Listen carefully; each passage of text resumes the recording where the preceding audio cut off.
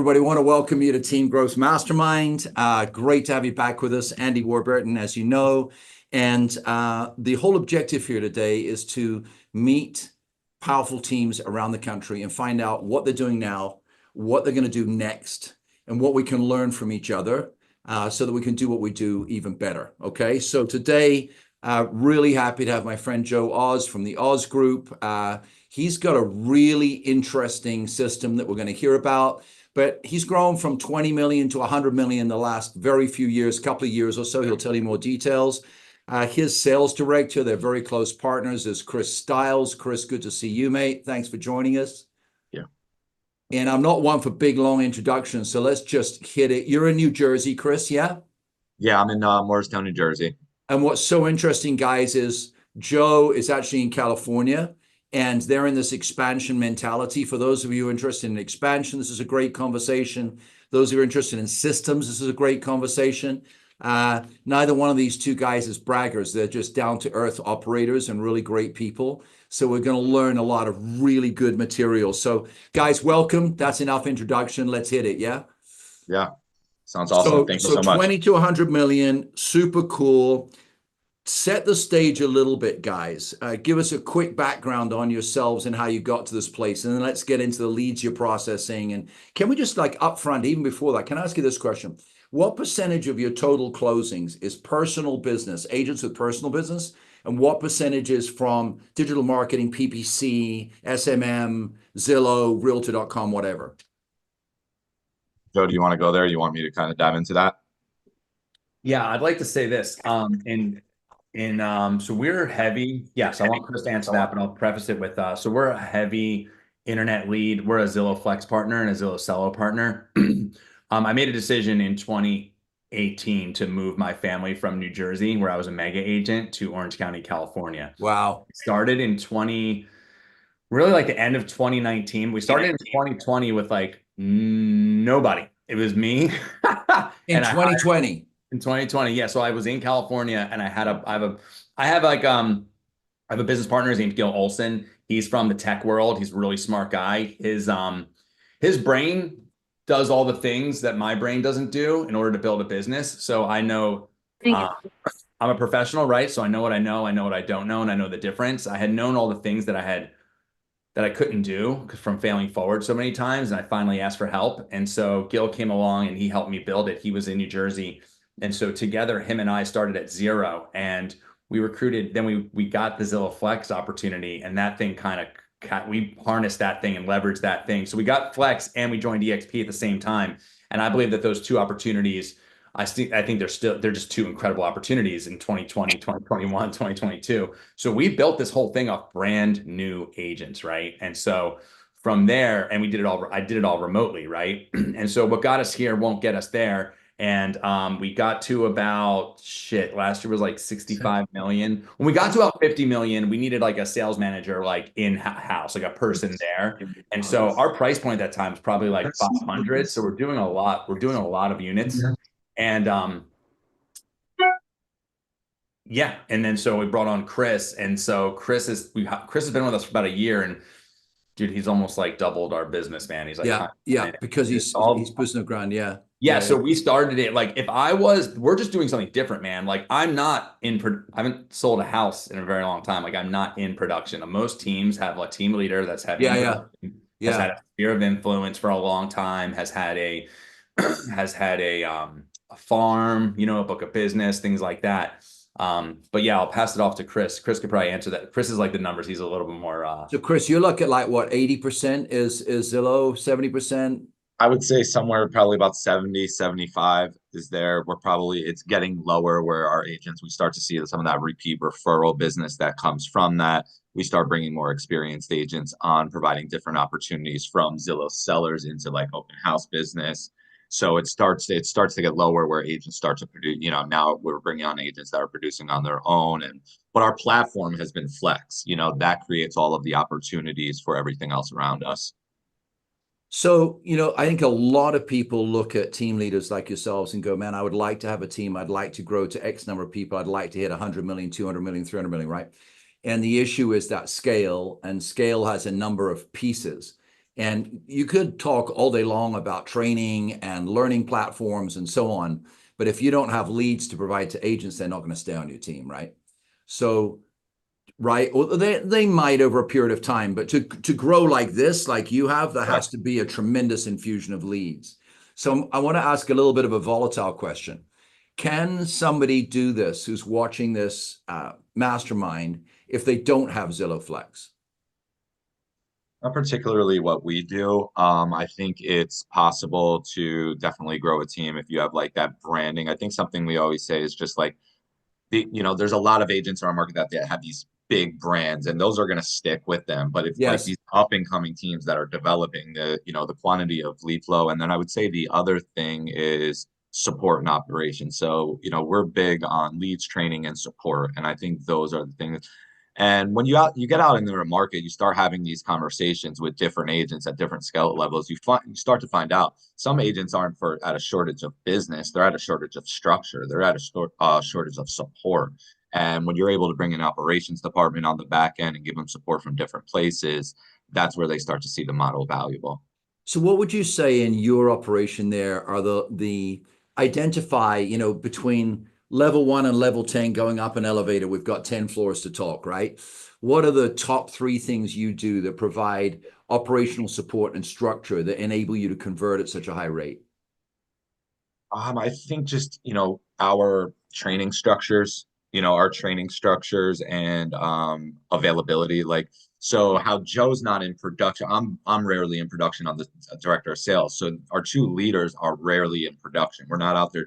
So they have an endless amount of support and contacts, just from a strategic standpoint, or getting offers accepted, getting a listing signed, preparing for a listing appointment, diving into it together. We always say that 2 heads are better than 1 on our team, and that's something that a lot of our agents, what we find out too is the agents that are doing the best, we're collaborating on all of these transactions together. So providing agents that type of support, and the operations side, listing coordinating, transaction coordinating, trying to get them away from doing the paperwork, keeping themselves compliant, creating more time for them. Having, one thing one of our agents that just came back from vacation found very valuable was they were away for 2 weeks and they had support around the team helping them with everything. So providing those things and more time to spend with family and people that they trust to leverage out their open houses or their listings, et cetera. So, so if I worked for you, you gave me a Zillow Flex lead, right? And I go out, I write an offer, I'm stuck, I don't know what to do. I would call you and you would help me. Yeah, absolutely. It would probably be before the offer even gets written. Got it, mate. So then you we cut the deal, right? And now we've got to open escrow and do all the stuff we all are very familiar with. Who does all that stuff? The physical inspection, the pest control, are you an escrow state or attorney? By the way, can I jump in here? Chris, about like you're asking about if someone needs help. Chris, we onboard our agents. Like so we're like also slow to hire, quick to fire. We used to bring everybody on. When Chris came on, Chris really dialed in our standards, right? Who we really want. Like gotcha. I started on the other side of the country with a Flex account. I was like, oh, you'll join me? Fuck yeah, cool. What, you have a pulse? Awesome. Like it was like not good. Like I was letting terrorists on the airplane, right? Like and Chris came in and that was one of the first things he fixed. He was like, dude, you're like, if I can be vulnerable, right? Like he was like, dude, you're like onboarding these people to just offboard them in 3 months, right? Like, because if you do a deal in 90 days, we like let you go. And during those 90 days, they're terrorists, man. Like they're bringing all their shit to you, man. And you're like, it's just not awesome. And one of the things Chris did was Chris came in and he was like, dude, we got to have standards here, man. Like we got to and he, by the way, I was a regional recruiter for KW. So you knew recruiting. Yeah, you're familiar with top 100 influencer at EXP, right? Like right? Like brought over brokerages, teams, whatever. And like here I am, just like shit, letting everybody on the bus, no metal detector, no nothing, dude, right? And so when that happened, that was a huge switch for us, man, because I was burnt out, he was starting to get burnt out. Yeah. And now we do. And then once he kind of taught me, he's like, all right, you're going to do an interview. you know, and we know who our people are, right? Like we don't take part-time, we look for victim language right out the gate. Like we say things like, hey, what are you doing to, like, what were you doing to make money before this? You know, what happened? How did that end? You know, if we were to, we look for victim language, and we look for people that we think are technology aware. Whatever. Yeah. Like if you can't watch a Zoom, can't hop on a Zoom in an hour on your phone, this isn't going to work, right? If you don't know what Slack is, or you can't work it, it's not going to work. You know what I mean?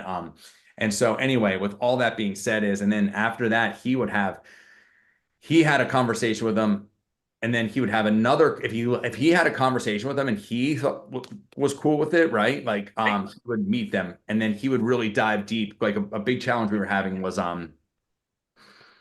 dude, agents just not knowing what they really get paid when they get that first paycheck, you know, not understanding the splits, the referrals. Like we'd have people get really salty, and Chris was able to like sit down and really nail this stuff down. And like no one's left this year, man. Like, so this is great advice, because that first check is a shock. Right. Yeah. And let me say this. And then, so now he does we used to do onboardings every month, and I would fly, like before he got there, I would fly back. I'd be so proud of having, like, I've got 8 people in onboarding, but I would like offboard 6 of 90 days. Right. And they would put strains on our org. Now when we find the right people, we onboard people. And then this conversation started with, when they need help. Like Chris and I have done, I believe in it. Like I actually presented on this at Zillow Unlocked a year ago, was on stage, was just about like our onboarding process and how we onboard agents. So they know, like we like the tech enabled agent, like that, like we're not your grandma's real estate agent, like at Oz Group. Like we're not your grandma's real estate agent. If that's what you're looking for, that's not us. And we train them. We do a week-long training to get them up to speed on writing contracts, how to use the scripts, what to do, call the real estate agent. And we built that thing out, and we're actually rebuilding it out right now. So tell us about that week. Is that 8 hours a day for a week? I'll hand it off to Chris. Yeah, because this is really good stuff, man. This is really good stuff. Everybody should know as well that Joe's on the board of advisors with Zillow. Is a really connected guy. We're really excited to have you on. So thank you, Chris. So tell us about this week, man. So our onboarding it's a 5-day week, usually somewhere like that 9 to 1 range, 4 hours a day. Day one's a group, like what we call it, like a big group hug. Where we're getting agents to know one another, understand our history, understand our vision, where we're trying to go with everything, and then start introducing them to how the leads come in, how they're processed, and we build that. Now we start diving in on day 2. We start listening to phone calls, diving into scripting, objection handling, role playing, and then day 3, we're going through our post-call connection checklist. What happens? All right, we set this appointment now. Now, what happens there? So we have a checklist, our post-call connection checklist, and we walk through that. What do you do first? You send out a text. What do you do second? You book the listing appointment. Like we walk them through every stage of the process, day 3. And then it all accumulates down to my favorite part is, you know, now we're time to write offers. How does that process look here at Osmond, right? Chris, I'm assuming that all the people you onboard are within a fairly tight geocentricity, like 20 miles apart, 20-mile radius, 50-mile radius. So if they're not, so if they are, we do Zoom. So if they're close enough, we'll do something in person, but if not, we'll do it on Zoom. So all the role playing and all that, you can do that on Zoom? Yep. You should do breakout groups? We're just kind of going through each agent, like just one-on-one, like you and I would do. We would go through a script practice right now, and then they would do it together. I jump in with an objection, and we're able to do that on Zoom. And then we're able to do the in-person stuff because we're on 2 different sections of New Jersey, right? So it's hard to get somebody from over here, over there. But if they're in that section, then we do it in person, and we'll have these same things in person, which is a lot better. But it works pretty good on Zoom. Big emphasis, and Joe, Chris, on pre-screening, picking the right person. Yeah, that's the takeaway I'm getting from this. Big emphasis on that. Yeah, and then performance managing the early stages of it, right? I think something that we do extremely well on just the pure conversion side of it is now after the onboarding, we're going to test you out. It's not like you go through the onboarding and we just jump down. Now we're going to test everything that you learn from onboarding and if you're able to apply. How do you do that? We're just, we're one-on-one on a test out. Then we're going to go through the script. So we're going to ask them, now you've booked the appointment. What's your next step? So what do those look like? After you do this, what is your plan from there? When that first lead comes in, then not, allowed to take a second one. Once the first lead comes in, we pull over to the side of the road, they ping me, and now we're going to look how we handle that lead. Did you Wow, set the wow. Wait a appointment? How minute, did wait a that minute, go? wait a minute. So, so agents come on board, you do the training, they take their first leads, they actually call you immediately afterwards and you debrief, like kind of like a CIA debriefing. No, after we do a debrief on that, when the lead comes in, yeah, they pull to the side of the road and they contact me and we take a look at everything. And that's how we're able, what we found out is if so when we just let it loose and we just start letting a bunch of leads, that's how it all starts getting away. That's how we're able to not control our conversion. Something that I think we do really well, especially these last few months, is doing more with less. What you'll find out is like for us, our lead quantity went down, our conversion and our units went up. So slowly bringing them along and walking them through what happens when you get a lead. What do you do in the CRM? You can improve here. Make sure you set a task for the next day. Update the stage. Make your notes. Wow, this and now is you excellent. take your second one. So by the time they do get let loose, which we're still monitoring, they've went through this so many times on a slower level. It's not like they're dealing with 5 at a time, 6 at a time in a week. They're doing it one by one. So how, I'm going to be a little provocative here. Mhm. Let's say Zillow came to you and said, yeah, we need you in Chicago, we need you in Sarasota, and we need you in Chattanooga, and we need you in San Diego, right? How would you now do that if you have people in 4 places? I mean, you're the kind of guy that everybody needs. Joe, what a killer choice you made here, right? So you're the kind of guy that everybody needs and agents love because you're there supporting them. Obviously, Joe is too, but it sounds like you do a lot of this boots on the ground stuff. How are we going to split Chris between 5 states now? This is Yeah, like so an obsession. This is kind of, sort of be jealous, selfish here for a second, but it's kind of an obsession of mine right now that I think there's a lot of team leaders who really want to expand around the country. And are they going to expand? There are some that don't want to. They just want to be local. That's cool too, right? But for those who want to expand around the country, number one, how do I get leads around the country?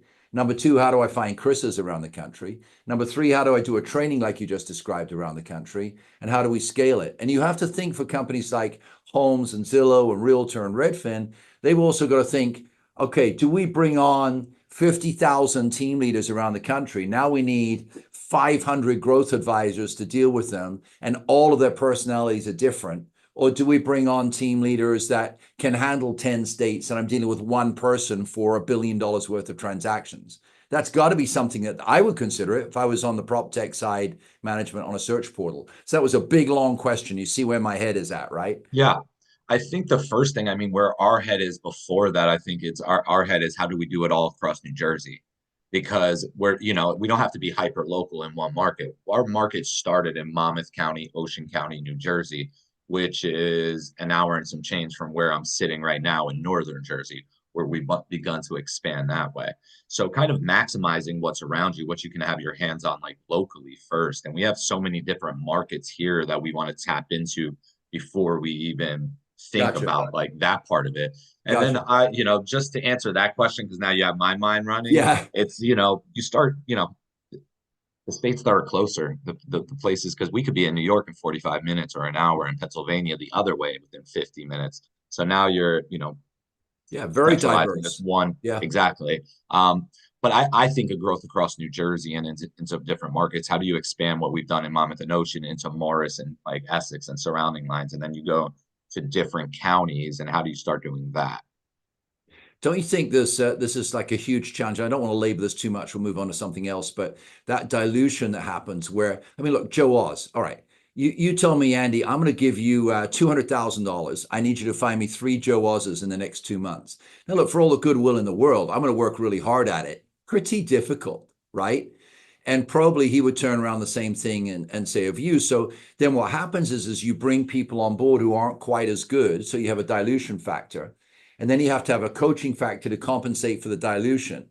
And then you have to work out what return is that diluted representation of yourself going to do. And that's your scale model, isn't it? You can scale, but I hate to be so pragmatic, but you can scale based on a percentage of dilution, knowing that you're going to have a percentage of production. So the challenge is if you really want to grow, so you said New York, not really want to, you do want to, New York, Pennsylvania. I'm not so good on the East Coast, so forgive me, I'm from London. But you go to these areas, right? I just watched the football, right? Baltimore, that's not far away, right? I think. So you go to all these places, there's going to be somebody not quite as good as you. That's the truth. You're not an egotist, so you're not going to say that, but it's the truth. So what mechanisms do you put in place then to make sure that that person who now covers New York and the person who covers Philadelphia does the same standard as you, or at least a standard acceptable enough that you maintain the metrics? Bill, do you want to jump in there? 30, 60, 90, kind of what you do? Yeah, I mean, I don't know, dude. So expansion, right? I think the easiest way to expand is to dude, we're at EXP, man. Like there's like you should just recruit another team.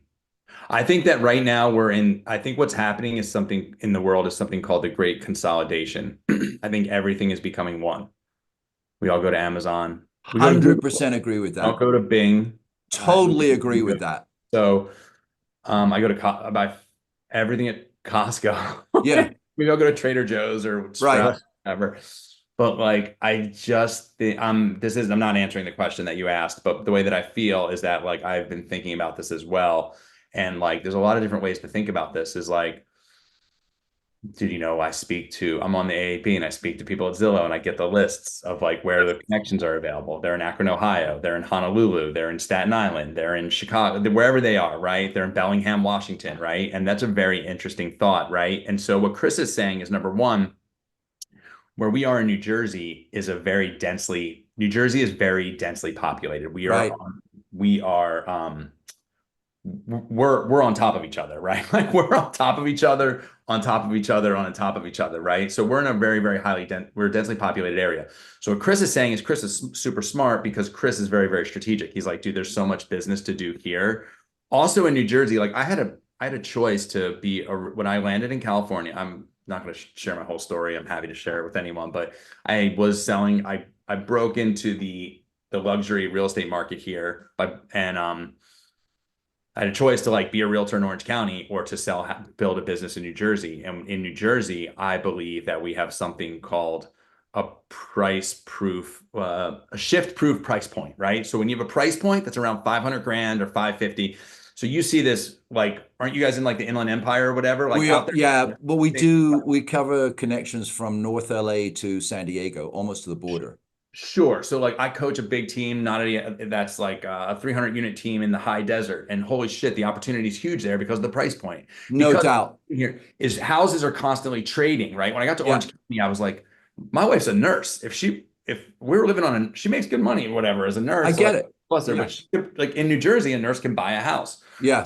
Like there's all these things to consider. And I think the easiest way to fail is by expanding too fast. That's how businesses fail the fastest.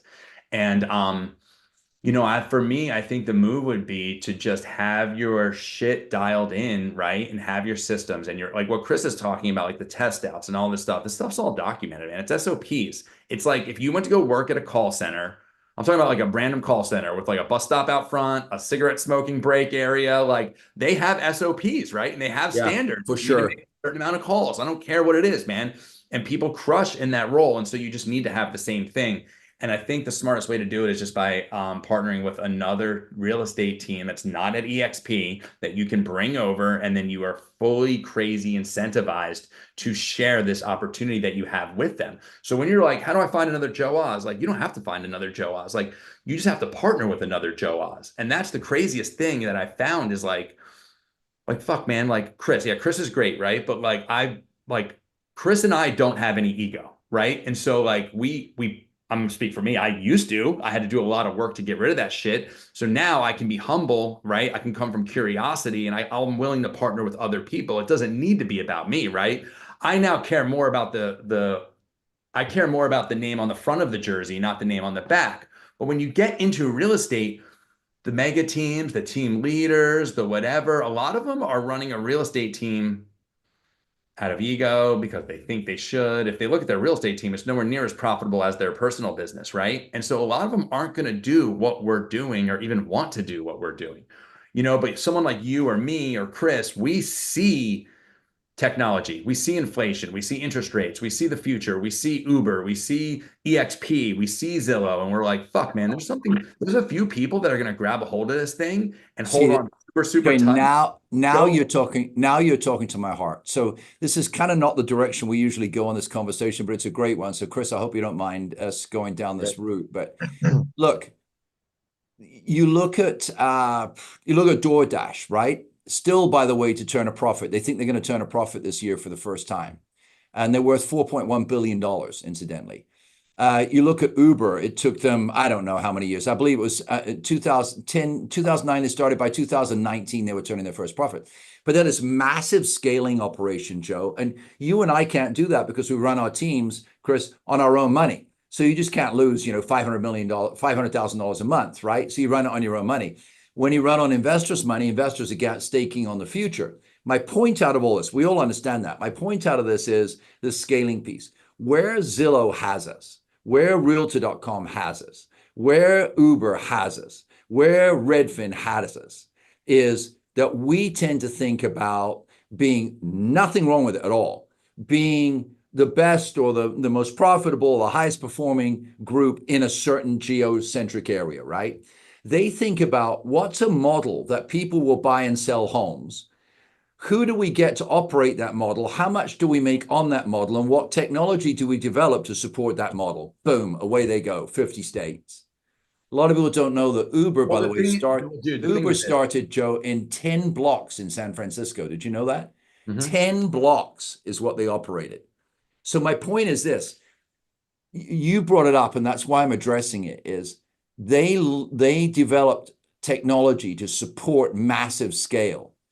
Can we do that as agents, or are we going to be, and I don't mean this in a negative way, but are we going to be the servants of Redfin type organizations forever? Or can we organize where the flag comes down and we're all united together and we create a similar platform to a Realtor.com, for example? If someone does it, it's going to be Leo Perea at EXP. That's who's going to do it.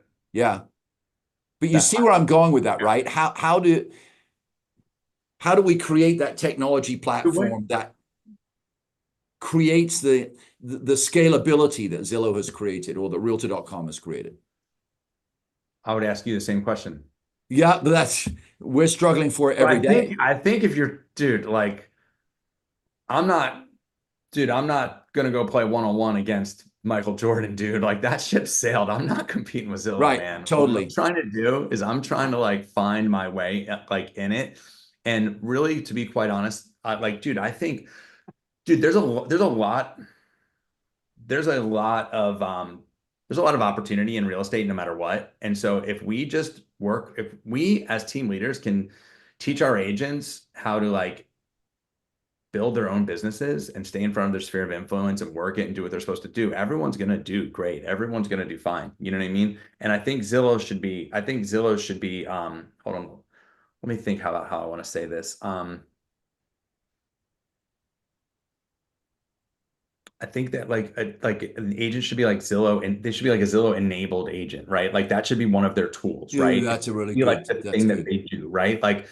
And so like a Zillow enabled agent, right? And then so they should be able to do that, but they should be able to do other things and work their own business. I don't think, dude, I don't know, man. I don't think, I gotta watch. No, I know.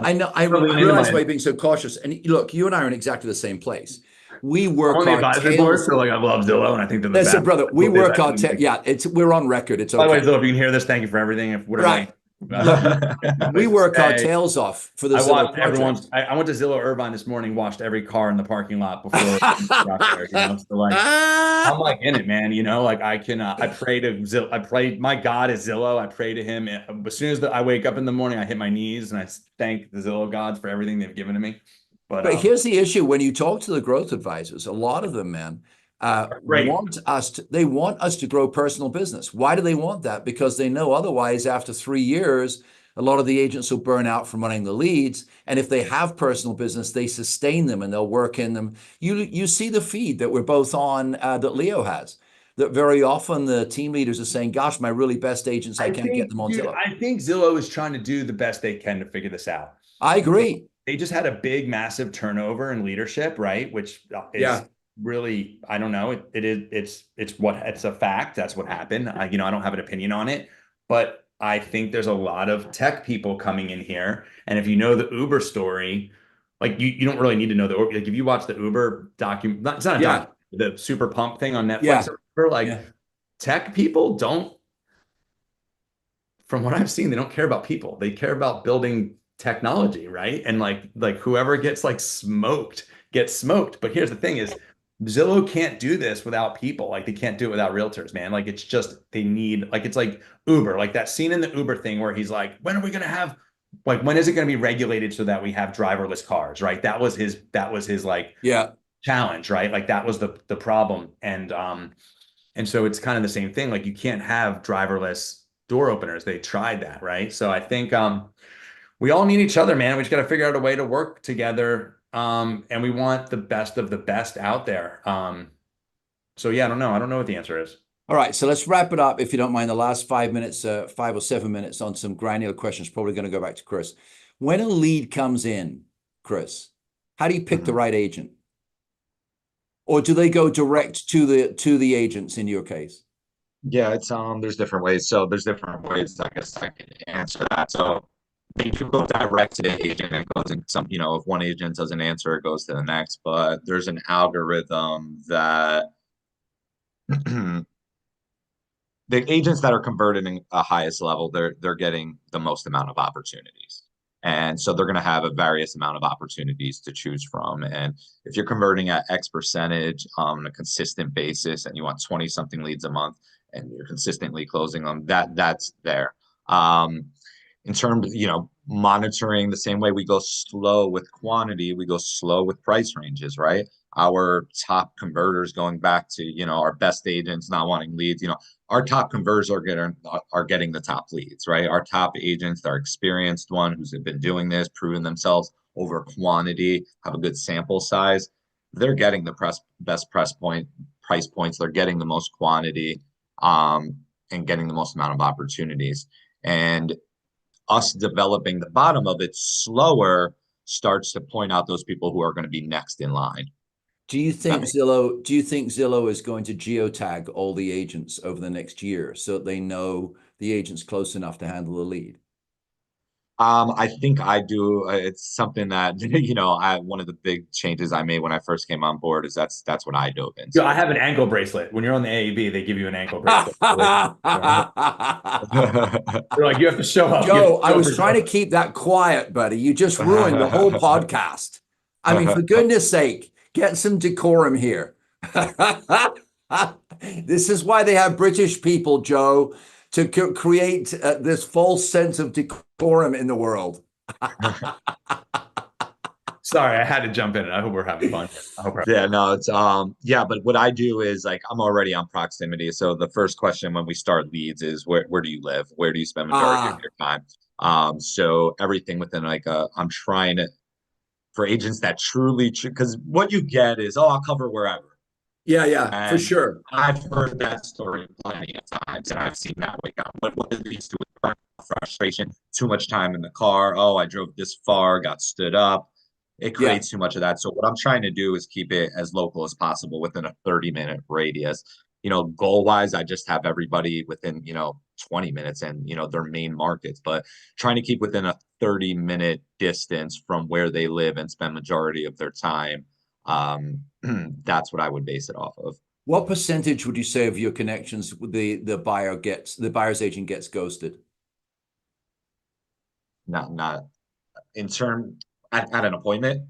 Yeah, you said it and it seems good, and they say they're going to show. Very few, yeah, very few.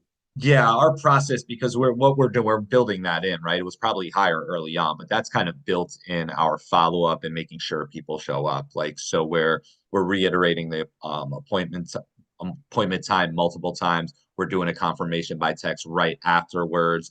We're trying to get on a call and talk to them before we ever even meet them to begin with. And then there's confirmation that texts that go out hours before. So if there's cancellations, they typically would happen before. They're not getting stood up.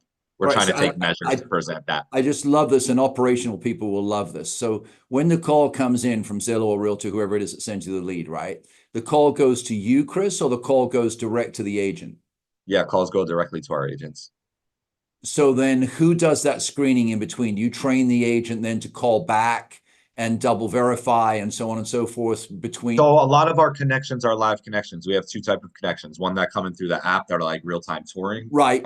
request, and then we have the direct connections where you speak to a live consumer on the phone right there. Right. So it's directly being contacted. Once that conversation happens, everything gets integrated into follow-up bus.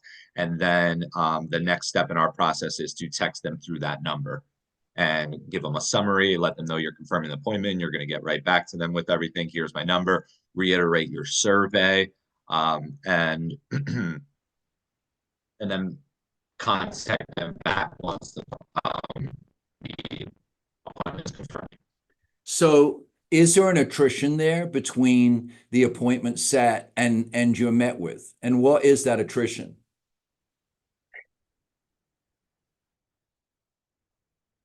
We're losing a little bit. So yeah, gotcha. Yeah, so one thing we're always trying to do is keep the appointment within 48 hours. So our rule of thumb is to keep within 48 hours of the request. So if it's Tuesday and somebody requests an appointment on Saturday or Sunday, we're trying to keep that closer. We have scripts, objection handlers to keep that range closer to that 48-hour window. What we learn is outside of that 48 hours from the time their motivation starts to dip. In those other scenarios, we're trying to do virtual tours potentially to meet them before that appointment on the weekend. So I think that timeline from when you're setting the appointment is one big leading indicator of just trying to get when their motivation is the highest, right? You want to meet them within that first 48 hours and have other options as well, not just meeting them at one property, but having several other options set up for when you meet them so you can spend as much time as them as possible. So last granular question, of all the showings, let's say you do, I don't know, you probably do 1,000, but let's just say out of 200 showings in a month, what percentage of those are the agents showing more than one property? Oh, very high. All of them. Yeah, if we're having 200 appointments, yeah, like our goal would be 100. Like we're trying to set up multiple property for every single person we meet. Got it. So if we're going to meet them at one property, we already have two others scheduled before we even meet them.